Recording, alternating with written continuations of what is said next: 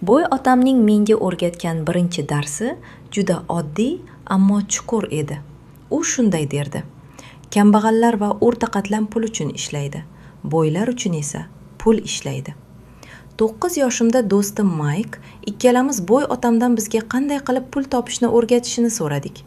U rozi bo'ldi, lekin u bizga maktabdagidek dars o'tmoqchi emasligini, balki hayotiy tajriba orqali o'rgatishni aytdi. Biz uning do'konida soatiga bor yo'g'i 10 sent evaziga ishlay boshladik. 10 sent o'sha paytlarda ham juda kam pul edi. Biz har shanba kuni 3 soatdan chang artib qutilarni taxlardik. 3 hafta o'tgach men charchadim. Men quldek ishlashni va arzimagan chaqa olishni xohlamasdim. Men boy otamning oldiga borib ishdan bo'shashimni aytmoqchi bo'ldim. U meni aldadi deb o'yladim. U menga pul topishni o'rgatmoqchi edi, lekin aslida meni shunchaki ishlatayotgan edi. Boy otam mening shikoyatlarimni jilmayib tingladi. "Mana endi senga haqiqiy darsni o'tishim mumkin", dedi u. "Sen xuddi mening qo'l ostimda ishlaydigan ko'plab odamlarga o'xshaysan. Ular ham oz maosh olgani uchun doim mendan nolishadi, boshlig'ini ayblashadi yoki ko'proq pul to'laydigan boshqa ish qidirib ketishadi. Ammo ular eng asosiy narsani tushunishmaydi. Hayot doim bizni u yoqdan bu yoqqa turtadi. Ko'pchilik odamlar bu turtkilarga taslim bo'lishadi.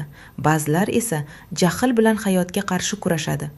O'z xo'jayinini, atrofidagilarni yoki hukumatni ayblaydi. Ammo juda kam sonli odamlargina bu turtkilardan xulosa chiqaradi va oldinga intiladi. U menga qattiq tikilib shunday dedi: "Agar sen doim o'z muammolaringda boshqalarni ayblasang, bir umr birovning qo'lida ishlashga mahkum bo'lasan. Asl muammo senda ekanligini anglab yetsanginagina o'zingni o'zgartirishing, nimadir o'rganishing va aqlliroq bo'lishing mumkin." Boy otam pul uchun ishlashning asosiy sababi qo'rquv va ochko'zlik ekanligini tushuntirdi. Odamlar pulsiz qolishdan, to'lovlarni to'lay olmaslikdan qo'rqib, ertalab o'rnidan turib ishga borishadi. Ular qo'rquv ularning hayotini boshqarayotganini tan olishni xohlashmaydi. Maoshlarini olganlarda esa ochko'zlik va ishtiyoq uyg'onadi. Ular o'sha pulga qanday yangi narsalar sotib olish mumkinligini o'ylashadi. Shunday qilib, ularning hayoti umrbod ikki his-tuyg'u, ya'ni qo'rquv va ochko'zlik orasida o'tadi. Buni boy otam kalamushlar poygasi deb atardi. Odamlar ko'proq pul topsa ham, ularning xarajatlari ham xuddi shunday oshib boraveradi. Shuning uchun ular hech qachon boyib keta olishmaydi.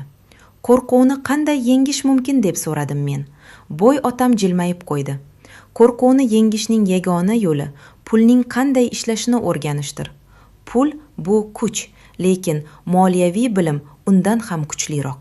Pul keladi va ketadi, lekin pul qanday ishlashini bilsangiz, siz uning ustidan hukmronlik qilasiz va boylik yarata olasiz." Aksariyat odamlar maktabga borib faqat ishlashni o'rganishadi va hech qachon pulni o'zlari uchun ishlashga majbur qilishni bilmaydilar. Shuning uchun pel butun umr ularni boshqaradi. O'sha kuni men muhim bir qarorga keldim. Men boy otam aytganidek miyamni ishlatib, qanday qilib pul topishni o'rganishni boshladim.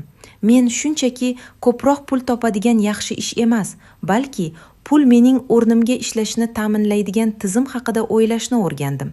Sizchi, siz hamon pul uchun ishlayapsizmi yoki pulingizni o'zingiz uchun ishlashga majbur qilyapsizmi? Buni o'zgartirish vaqti chordimikin? Keyingi qismda biz eng muhim qoidalardan biri bo'lmish aktiv va passiv daromadlar farqi haqida gaplashamiz. Biz bilan qoling.